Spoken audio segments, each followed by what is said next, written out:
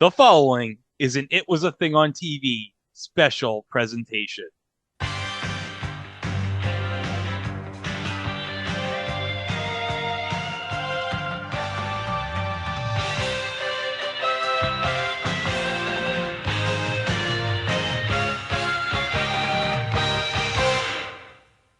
Welcome, everybody, to the It Was a Thing on TV Hall of Fame class of 2023. Greg here with Mike and Chico. And guys, we got our tuxes out. This is our second ever Hall of Fame class. Last year, we inducted 12 people to the first ever It Was a Thing on TV Hall of Fame class of 2022. This year, we've upped the stakes. We have now added 17 people this year to the Hall of Fame. So the way we're going to do it this year is last year we had 3. This year we upped it to 4. And then the 17th, we got a special Lifetime Achievement Award. But first, we got to go through our 4 nominees for the Hall of Fame each, and then we'll go on to the headlining class of 2023. So we'll start with me. My first choice is someone who I did not pick last year, but this year I thought it's time to pick him. This man is a legend here at Esports. It Was a Thing on TV. And we're, of course, talking about Big D from Personal Injury Court. He of the famous sex swing. That's right. He took a ride on that sex swing and it broke. And let's also not forget that because of that episode of Personal Injury Court that we covered in Big D, Chico had to do an eBay search for sex swing, and his ads were affected for quite a while on his browser. Oh, they were. That was collateral damage right there. I'm giving my all for this podcast, guys. But I have to respect Big D because he talked like The Rock in the third person all the time. And unfortunately, Big D was like so dejected that his girl didn't tell him about a job she got. I can't believe Big D invested all this time into you. Oh, Big D. Wherever you are now, Big D, I hope that you're not on a sex swing. And if you are, I hope it's securely bolted into the ceiling. Yes. Because it hurts like hell if you come out of it. All right, Mike, what's your first nominee? I'm going to follow in your footsteps. I'm going to stay in the world of Personal Injury Court, but I'm going to go with one of our favorites from the past year, Home Run Rue. Oh, Home Run Rue. Home Run Rue, who supposedly blinded somebody or injured somebody's eye throwing a bag of peanuts at them. Yeah. And if you remember that episode, that bag of peanuts, it wasn't thrown from a far distance. And I mean, even like the speed was like fairly slow. Like you need to be really sensitive, or I'm sorry, you're a little bit of a wuss if you got injured by a bag of peanuts. Just saying. But I think, again, the legend comes not just with the throwing of the peanuts, but right there at the end of the episode, during the closing credits, the Home Run Rue mascot outfit is just lying there, just sitting in the chair, looking like it's dead in the face. Just staring right at you, the Home Run Rue outfit. Yeah, you know what he was looking at. He was looking at the bird from Hoot Wireless. Hoot Wireless. Hoot Wireless. Hoot Wireless. So yeah, that's my first pick this year. And Chico, go ahead with your first selection. All right, my first selection is somebody we overlooked in the last year, and it's really a crime because we devoted an entire week to him. An entire week! Not even an entire week, an entire 2 weeks, if I'm not mistaken. A week and a half. It is 3 week episodes. and a half. It's a week and a half, yes. and he just turned 80. He's still with us. Oh, he just turned And 83. He didn't just turn 80. He just turned 83. oh, 83? Oh, 80 God bless plus him. 3. God bless him. But Yes. yeah, it's like we devoted an entire block of time to him. He's played a robot. He's played a Frankenstein. He's played body language. And he's played a Klingon ambassador. And because of him, we all know how incredibly outrageous Starfleet regulations can be. Starfleet regulations, that's outrageous. And I'm going to add one more, Chico. Around Christmas time in 2022, he actually played the lead role in a Christmas movie as a Santa in the movie. It was either Lifetime, I think it was Lifetime, the Lifetime movie, Santa Boot Camp. He's a man who can do anything, isn't he? Again, he's doing this at 82 at this point, and he did it perfectly. It was great. It was great. So my first entry into the 2023 Hall of Fame class is John Shuck. Aw, shuck. Aw, Shuck. Oh, shuck. But I gotta say, Mike, the Shuckapalooza intro you did last year when you found all the clips was the best thing ever. And I love my all-time favorite of that clip is Charlie O'Donnell saying, "The powerful John Shuck." I don't know where that I do my research. It came from All Star Secrets. Actually, I think there were 3 intros from All Star Secrets I used in that Shuckapalooza clip. Oh, great. Yeah, anytime you heard Charlie O'Donnell, that was from All Star Secrets because 3 episodes from that week are out there. Oh, good. Well, we know John Shuck is powerful. He is very powerful. Oh, yeah, he's very powerful. But I gotta say, Santa Boot Camp, was it like that Special Forces show on Fox? No, but now you're giving Fox ideas. No, this is a full-fledged movie. It was a 2-hour movie. I'm kidding, but could you imagine Mike Piazza, Carly Lloyd, and the Mooch in boot camp training to be Santa? You'd want to see that, right? Chico shaking his head, no, I don't want to see that. I'm sort of mixed, but I'm leaning with Chico. All right, fine. Whatever. But okay, my second inductee. Guys, we talked about it many times on this podcast in the last year. And well, he's been brought up in so many entries that we just had to put him in the Hall of Fame this year. I'm talking about Birdie himself, Terry Kaiser. It was inevitable. And we're not done talking about him yet. No. We still have at least one more entry with him as a lead. At least one. At least one. But let's not forget, Terry Kaiser did inspire a dance craze with the birdie. Where you just, like in Weekend at Bernie's too, you just like play it like this. Just yeah. First I limped to the side like my leg was broken. Then I limped to the other side like my other leg was broken. Yeah. That was all the rage with the Oakland A's back in the early 2010s. And they actually got Terry Kaiser to throw out the first pitch at an A's game. And all 7 fans loved it. Oh, all 7 fans at the Oakland Coliseum, they all loved it.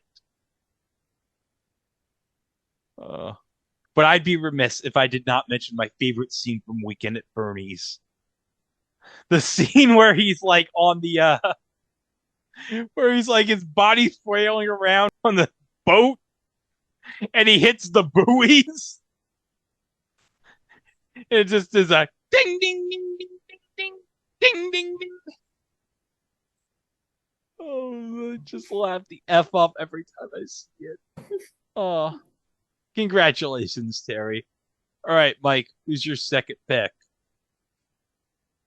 I don't know how I can follow that up, but I'm going to try. My second pick I'm going to go with another name that we've mentioned a lot. He's done a lot, and he's not a household name. I'm sort of like Terry Kaiser. He's not a household name. I'm going to go with Earl Bowen. And we've talked about him plenty over the last year or so. And unfortunately, he just passed away within the last 2 months. He passed away in January. But gosh, where have we talked about him? He's been everywhere. We talked about him in Second Chance 1987 because he played Matthew Perry's boss on it when it was Boys Will Be Boys.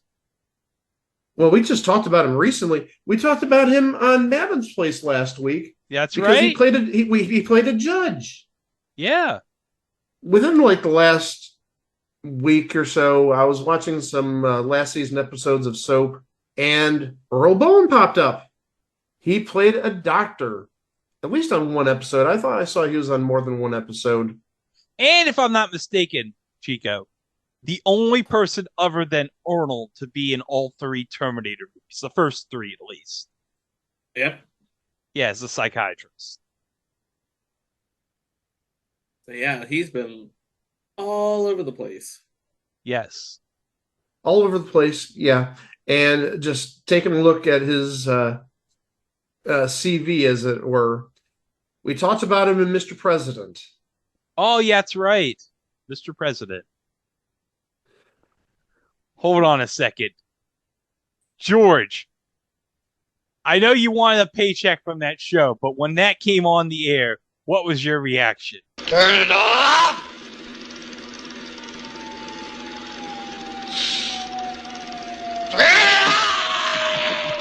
You're breaking in the new soundbite. Very good. Yeah. And like I said, we talked about him in Madam's Place. We talked about him in The Powers of Matthew Starr. I mean, I'm just going down his IMDb, trying to see where we talked about him. Earl Bowen, he's everywhere. I mean, he is that proverbial, that guy from that thing. And really, taking a look, he'll appear elsewhere in the future, but he's definitely done enough to be enshrined in our Hall of Fame. Here's to you, Earl. Thank you for what you've done. Chico, number two. Number two, we are not done talking about my second pick for the Hall of Fame.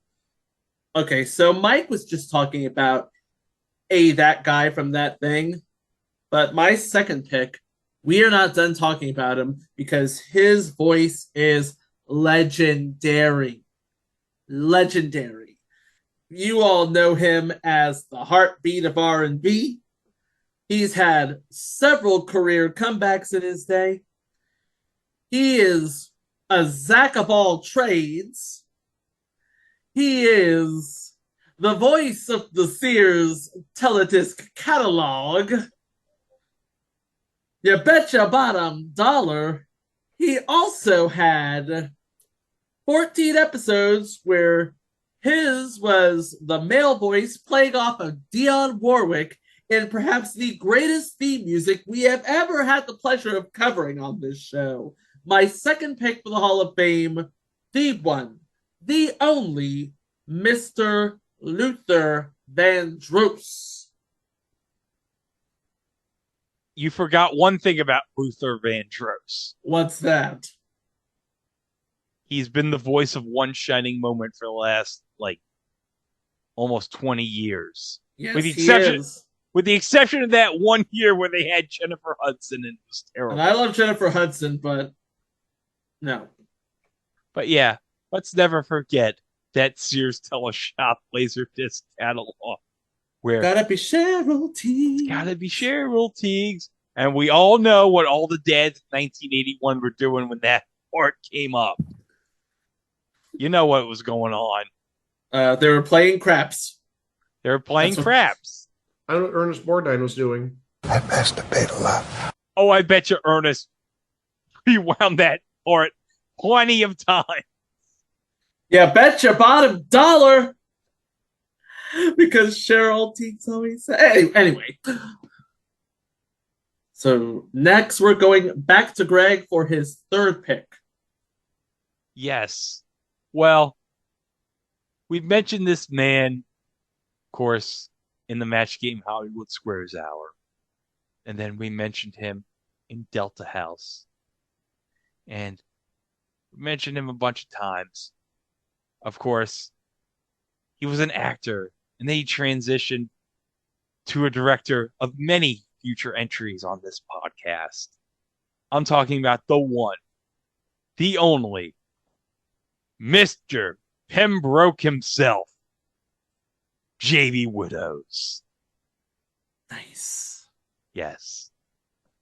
But guys, let's not forget, Magnificent Beard Guy won the $30,000 on the Match Game Hollywood Squares Hour on his birthday in 1983. With JB Widows and the 30. Yeah. Well, No, Jamie was, didn't have the 30. No. Marty Cohen had the 30, silly. Oh. It just happened to be Jamie Widow's birthday. Yeah. Oh, okay. But yeah, eventually one day we will get around to talking about him in season 1 of Charles and George. And by the way, speaking of Charles and George, do you remember the episode, the Family Guy Christmas episode where Peter wanted a Charles and George lunchbox? And he got it for Christmas? Yep. Yeah. He got a Charles and George lunchbox for Christmas, Peter. That was just magical. That was absolutely magical. It was a magical Christmas. Wonder if John Shuck gave him that Charles and George lunchbox.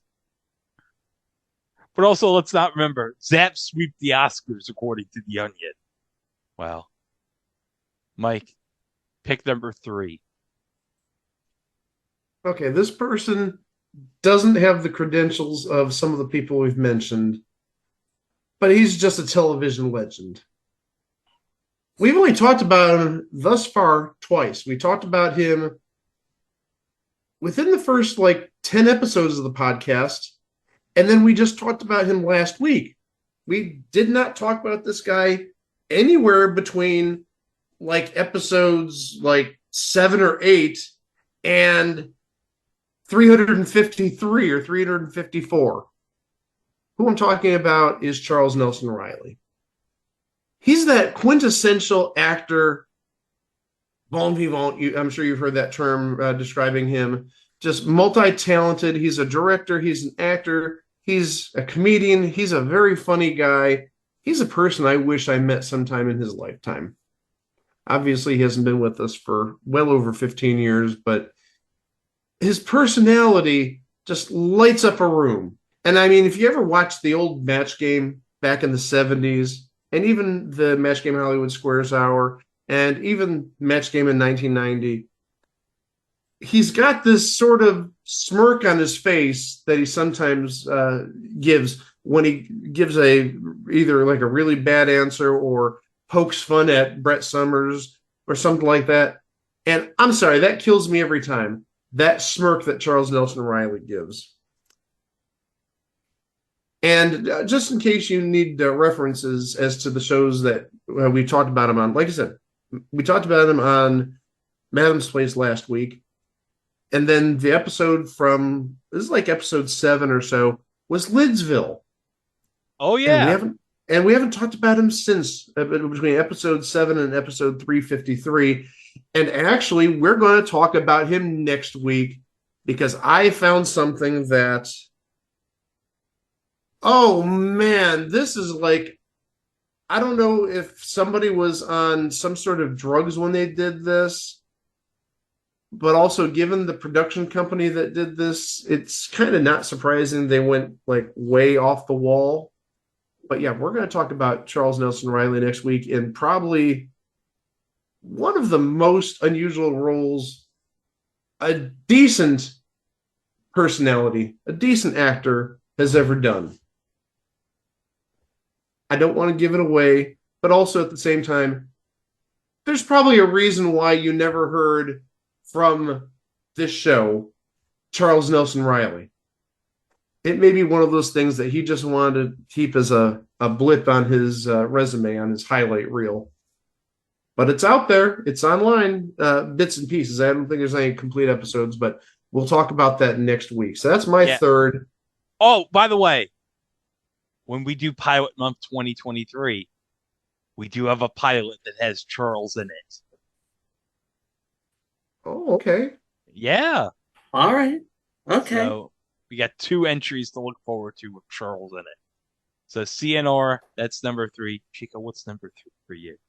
Number 3 for me is a guy that we talked about in passing, but actively covered something that he was in 3 times. We talked about him following a popular pop band. We talked about him and his escapades in spring training with his friend, and Balls always finding his nachos. And we talked about his morning talk show in 1980. Most notably, the end of his morning talk show in 1980, where we talked about Las Vegas Gambit Show. It's on after Blockbusters. And that would be David Letterman. When we ultimately get to do TV sign-offs, I know he did at least one sign-off for his hometown station, WLWI, if I'm not mistaken, and it was the funniest crap that you will ever see. So yeah, we're not done talking about David Letterman.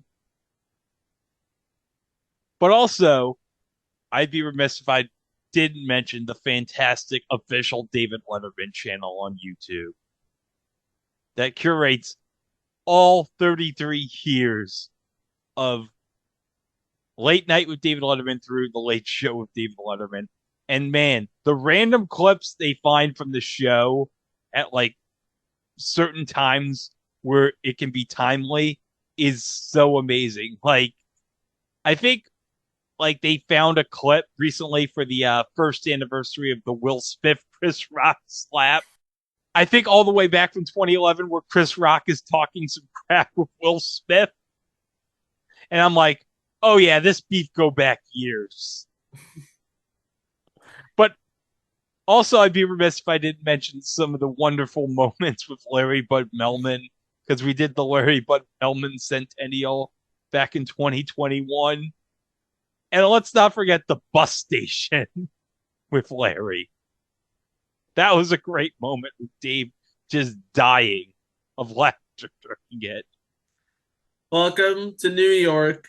Have a moist towelette. Oh, yeah. Also, don't forget, we talked about Letterman when we talked about Father Biff. Yep. Yeah. That's Barbara correct. Biff.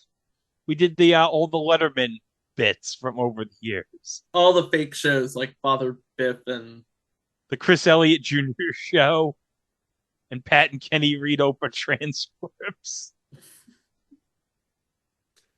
Still the greatest bit of all time, Pat and Kenny read Oprah transcripts. Ain't it just though? But yeah, that's the sort of comedy that you will only get from David Letterman, and that's why he is now, and it was a thing on TV, Hall of Famer. And I'm going to add one more thing about his YouTube channel. They are timely when it comes to people who passed on. Like the day Richard Belzer passed, there was a clip up there. Yeah, the day Tim McCarver passed away, there was a clip up there. I'm waiting for them to upload a clip with Tom Sizemore, who passed yesterday. Oh, I didn't realize that it officially happened. Yeah, it happened. Yeah. Okay. All right. So, my fourth nominee. Well, guys, we mentioned her in SOS Titanic, and we mentioned her in episode 148 in WrestleMania 2. We're announcing alongside Vince McMahon at the Nassau Coliseum. She said this phrase seemingly 50,000 times, and it became part of the It Was a Thing on TV canon. Uh-oh! I'm talking about the one, the only, Susan St. James. To this day, I don't know if she was Kate or if she was Allie. I don't know either. I thought she was Allie. Yeah, Jane Curtin seems like a Kate. No, Jane Curtin was Allie. Oh, damn it! So Susan St. James was Kate. Allie. No. Wait. I don't know. I'm looking at the wiki. Susan St. James was Kate McCardle. This is what happens when this show is rerun for the last 35 years. Okay, Greg, I have a question for you. Let's see if you get this right. Okay. Susan St. James, was she McMillan or was she the wife? Oh, she was definitely. Wait. Is this a trick question? Just answer it. Well, she was the wife, but wasn't her last name also McMillan? Yeah. Well, Rock Hudson couldn't be the wife because he was McMillan. I'm sure Rock Hudson wishes he was the wife, but let's be quite honest. We all, yeah, Susan St. James is the wife. I'm sorry. Rock Hudson wanted to be the wife? Yeah. Gosh. Oh my gosh, Greg. Not that there's anything wrong with that, of course. Oh, also, we should mention, speaking of McMillan and wife, John Shuck was on that. He was a regular. He was Sergeant Enright. That's right. He was Sergeant Enright on McMillan and wife. That's one of my favorite things every weekend. They show a McMillan and wife episode on Cozy at like noon. That's just like heartwarming to me, watching that and hearing Rock Hudson and hearing Susan St. James and obviously John Shuck, Nancy Walker. Oh my gosh, the list goes on and on.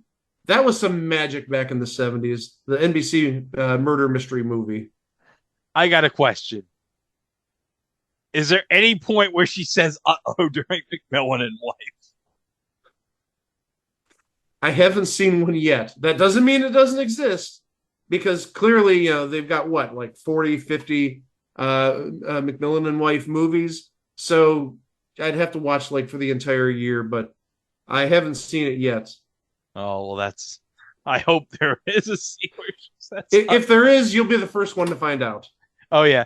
But one of my favorite moments I gotta mention, I think I said this in the WrestleMania 2 episode, but when talking about George the Animal Steel, she says, George the Animal Steel, he may not be smart, but he has respect for women, Vince. And that's lovely to know. All right, Mike, what's your fourth and final pick? This one might be a dark horse candidate, but I think this person's resume, especially the last year or so, makes this person definitely worthy of being in the Hall. Again, we talked about him last week in Madam's Place, but we've talked about him repeatedly on so many different shows. We talked about him on One in a Million. We talked about him on Double Trouble. We talked about him on the Ghostbusters, the one from 1975, the live action one. I think we've even mentioned he was on a couple episodes of the original Love American Style. I know that's the G-Man's favorite version, and I know you despise it, Greg. But remember, we did come to a truce. We did come to a truce about the old American Style. Yes. You did come to a truce. You're absolutely correct about that. The old Love American Style is just okay. Just all right. It's just okay. And we also mentioned he was on a couple of episodes of When Things Were Rotten.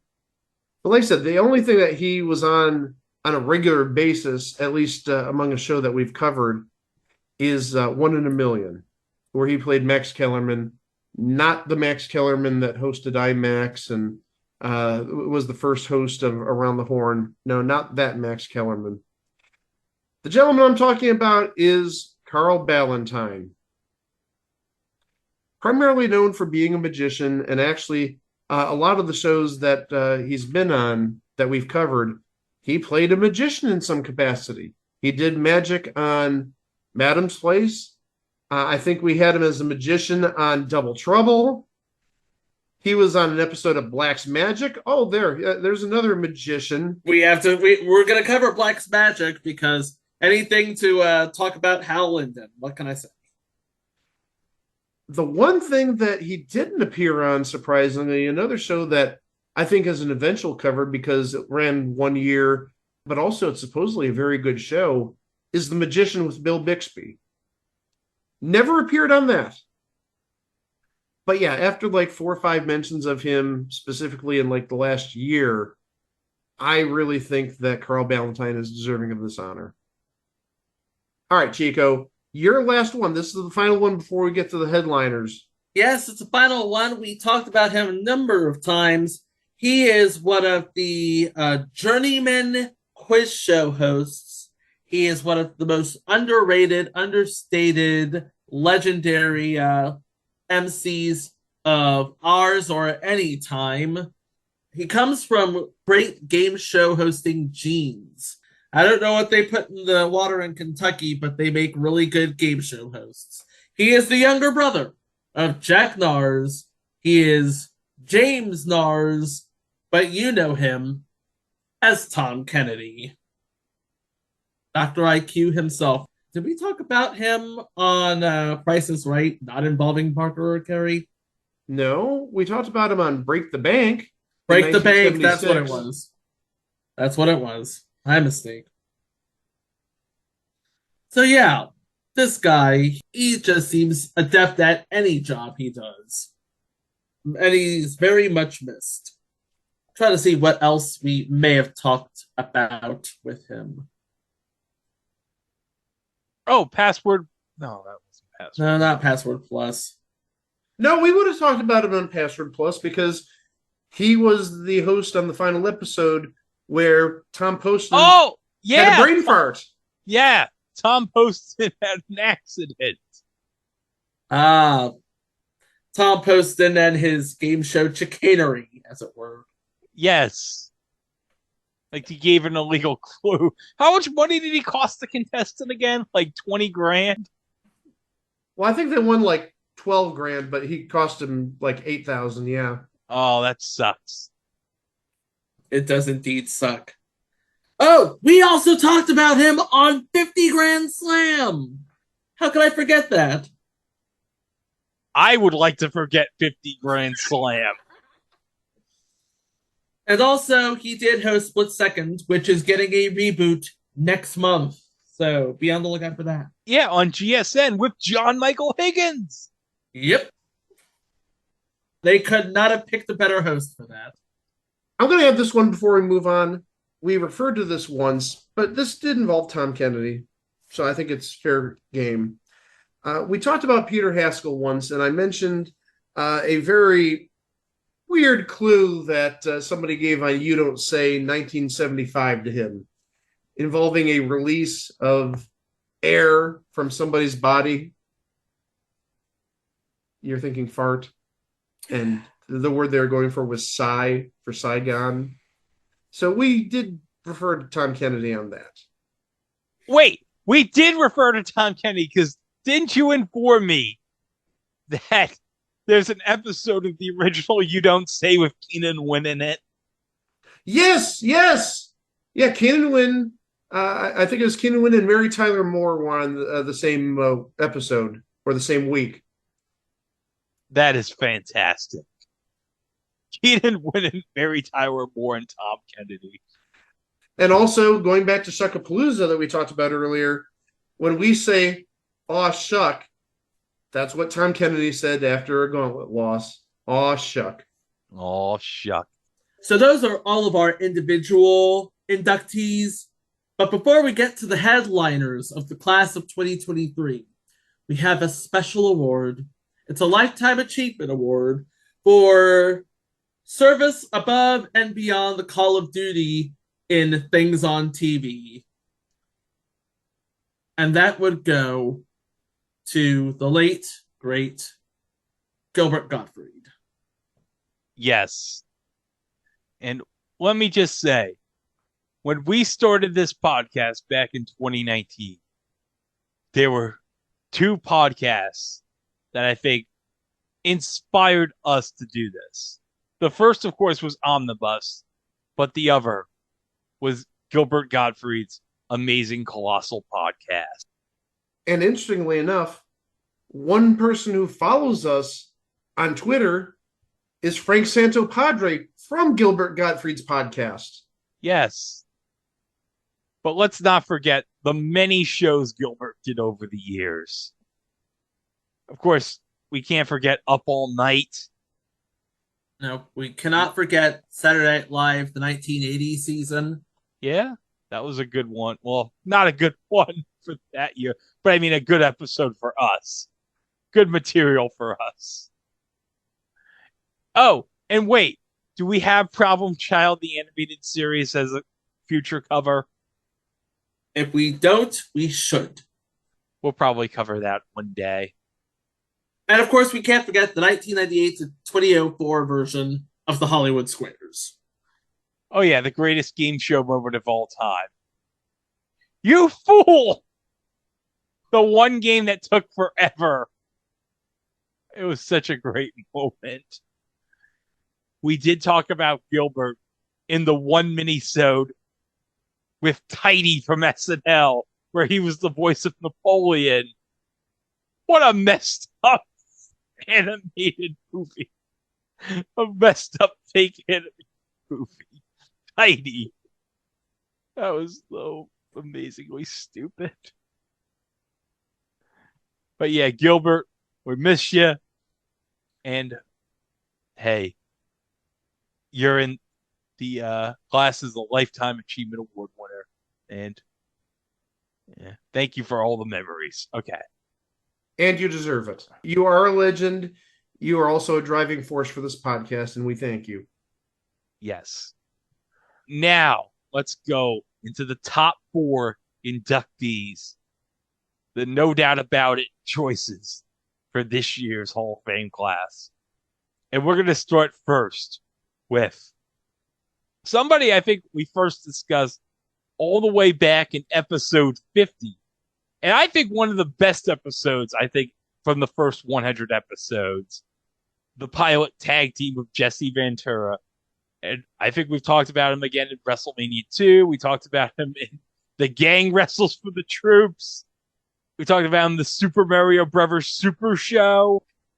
The All-Star Rocket Wrestling Saturday Spectacular. And I think we're going to probably definitely talk about it later on this month. And I'm talking about the one, the only, the late great, Roddy Piper. And remember, Chico, that boxing match with Mr. T. That was legit. That was, well, no. Piper was a legit boxer. Mr. T was not a legit boxer.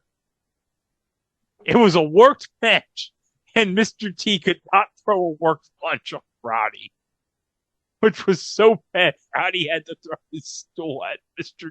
T like, what the hell are you doing? Didn't in the Super Mario Brothers Super Show, wasn't there something with where Mario got the wrong bagpipes or something? Yeah, and ended up making a vacuum cleaner with his bagpipes. The vacuum cleaner with Roddy's bagpipes. Which made absolutely no sense. No, I don't know. Mario somehow made it work, I guess. I guess. I think we need to add 2 more things. One that we've overlooked, but also another thing that I just saw on his IMDb. We didn't talk about the Goonies video. That's right. Yeah, the Goonies are good enough for you music video we did a live show for. Yeah, he was in that.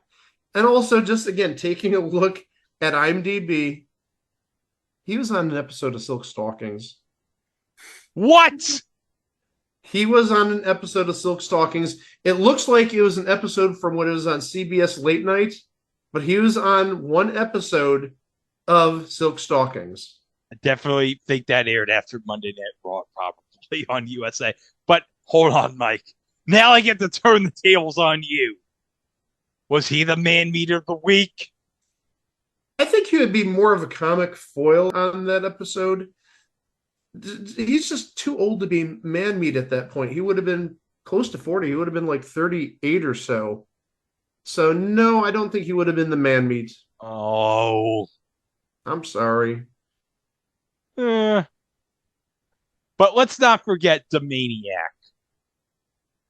And remember, the Maniac loves you. One of the best episodes of It's Always Sunny. Oh, yeah. And let's not also forget the other appearance he was on in It's Always Sunny in Philadelphia with what? The Invigoron? The pyramid scheme? That was a Or good episode too, yes. Yeah, where somehow he freaking sells all the Invigoron. All the invigor. Did he sell them all to Ben the Soldier? Yes. Yes, they did. Because Ben the Soldier is stupid. All right. So that's Roddy. Our second headliner, we lost her last year, but we talked about her a number of times. We talked about her, I think, going all the way back to Making It. Yes, she was one of the regulars on Making It, and that came after her star turn as Jody Dallas's baby mama on Soap. Yeah. Of course, we're talking about Rebecca Balding. The only other show that she ever did semi-regularly was Charmed in the Charmed. 2000s. Oh, yeah, that's the original Charm. Mm-hmm. Yeah. But let's not forget, Chico, she was in one of the greatest episodes of any TV show. She was in the poker episode of Super Train. She stole all that money from Roddy McDowell, Cleavon Little, and David Wilson. And she is in so many things that are on our list that she will always have a place in show lore, I think. Yes. But let's get to our third entry, our third headlining inductee. He will always be remembered as, and now I am quoting, that son of a bitch Charles Logan. The world of television will remember him as that son of a bitch Charles Logan. But we will remember him as the guy who broke the other guy's kneecaps on the set of Phew that one time. That would be Gregory Itson. Yes. Another late great actor. Yeah. And I think it was the first time we mentioned. I think it was the Nut House, right? Yes. Because he was on the Nut House. And that's when, in that episode, we coined the phrase, I think, that bastard Charles Logan. And to think, okay, now, disclosure here. Originally, back in 2020, I wasn't going to do that week. And I only did that week because COVID canceled all my stuff for the summer. So if it wasn't for COVID, we never would have had that bastard Charles Logan as a saying on this podcast. He would have just been some guy. No, we would just call him that guy who broke the guy's kneecap on Few, who was also on 24. And I would have probably mentioned Charles Logan, but I wouldn't have said that bastard Charles Logan. And of course, we're not done talking about him because he's in at least one more thing on our list. Yeah. And let's not forget, he was in Strip Mall with fellow former Few contestant Downtown Julie Brown. No, it's Just Say Julie Brown. Oh, yeah. I always get them confused. Yeah, Just Say Julie Brown, not Downtown. Thank you, Chico, for clarifying that. That would be the entry I was talking about, by the way. Just Say Julie Brown. Oh, yeah, Strip Mall. But let's not forget who else was on Strip Mall, Chico. Jonathan Mangum, Chris Lyle. Chris Lyle. Yeah, well, specifically Jonathan Mangum, because we talk about Jonathan Mangum all the time on this podcast. He might as well damn be a future inductee, Jonathan Mack. Maybe that'll Yeah. But okay. We're down to one more headliner. And well, I gotta say, this man, when I say he was the voice of television in our childhoods, that is not an understatement. It is true. When you heard this man's voice, whether it was on a promo for something or a commercial, you knew this man, this guy's voice conducts. This is going to be something you're either going to want to watch or you're going to want to buy because this voice is so epic. And I'm talking about the one, the only Ernie Anderson. I'll tell you right now, he is at his best when he plays against type, or at least he's at his funniest when he plays against type. But here's the thing, we never know what his type is, because he can play both sides. He could be lighthearted when he's talking about a comedy that's coming up, but then he could show off his dark side when dramatic and irony shows up. That's comedy and then drama. But also, let's not forget, when you want to relax, you want to take a good ride on the Love Boat. That's a little bit of both right there. Yeah, you got your comedy and you got your drama. So it's like, I don't know how I'm going to play this. It's a sitcom, but it's a dramatic sitcom, so I'm just going to meet him at the middle. The Love Boat. And Mike, obviously, we got to mention about Ernie. As we said in the Ernie Anderson episode we did way back when, he got his start in Cleveland. Yeah, he's well known here for playing Ghoulardi, who I think was one of the original sort of horror-ish kind of hosts, sort of like Svengoolie in that realm. And I think we mentioned when we did the episode on him that when Ghoulardi was on, crime dropped like a third because all the young people late at night on Fridays were at home watching Ghoulardi. But also, I think another thing we need to mention is his son, Paul Thomas Anderson. Yes. A great director in his own right with such films as Boogie Nights, Magnolia, and recently Licorice Pizza, which I have not seen yet, but I heard is very good. Those are all of our inductees. Congratulations to all 17 of them. May you live forever in the hearts, minds, and colons of television glory.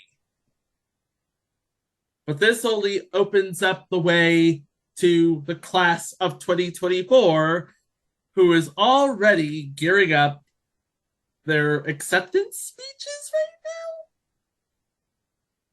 What acceptance speeches? We're the ones who are doing the acceptance speeches. That is true, though. Yeah. They live on in our hearts. Yes. Yes, they do. And God bless them for it. Well, that's our ceremony. Congratulations to the 17 new inductees. They joined the class of 2022. For Greg, for Mike, I'm Chico. Thank you ever so much for listening. And we'll be back with some more things on TV real soon. Until then, please be kind to each other, and we will see you for the next one. Wow! Tonight, Sonny steals his brother's fiancée. Why was I cursed with animal magnetism? Making a living. Then, a game of reverse psychology kicks into forward. To celibacy. To ecstasy. On the Love Boat. Tonight on ABC.